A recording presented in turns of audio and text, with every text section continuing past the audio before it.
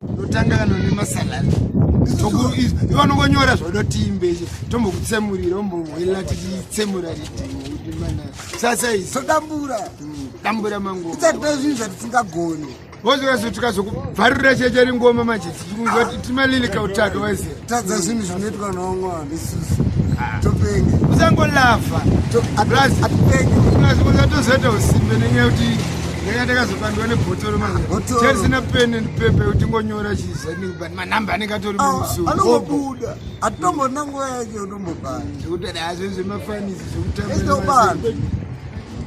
banda cheri abanda ukona pamunodhibha muchini manje imi munongogadzira chiridhima mataura kuti mabika kana anzi cook and chiridhima unonge angogadzira amene cook and kari kana guns and ammunition kune rinonzi guns and ammunition wona kuti kene guns and ammunition ikatokutsemura chiri manje ine chobhekana nandarasa takakena manhamba kuti tikaonera kupiko ndikupiko kwatikane zvinhu zvingani zvirikuitika takatarisa pane kwatakabvarura kwatikanokena usanonge asikambozvigera kuti manhamba achanotsemurwa kenda pasiteji chaungachinzi kuti tsemura vakambosangana nesu tichiita zvatinoita vanotozviziva hazvikuitika itika asi kwana manhamba inakire vanhu isusu takatotanga zvekudhara ezvinezvinokena anofana zvaira vasati vatozvarwa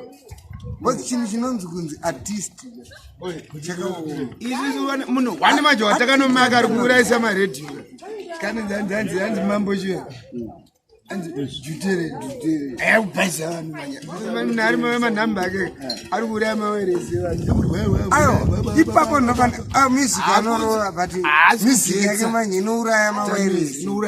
bosi ukaita zvekutamba kaunoona wairesi nango kazoridza kana imwe music ichabuda pakutongoda mambo tichiri saka zvinozvazikona vamwe nemasititoto kanoberirwa mukaretu kutobvara mvira imomo yauti saka unoti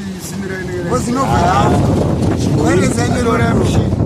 chimborova chimbonzo wangu kanhamba hatitambise manherini hatitambise anendomabira munoita manhamba tozinzika kubuda kustudio kwangu itsongokena chete kungokena tarekodi hatimbomirira zvetamborova imwe kabiwa ikabisaka iwobva watonzwa manhamba edu atorira atoriwa maredi saka tikatonama hatichatomboimba zviya zvikuda kuti tangoplata zviya zvikuda kuti imbe manhamba edu akubiwa patine gozha kabati vanhu vatosvika gauro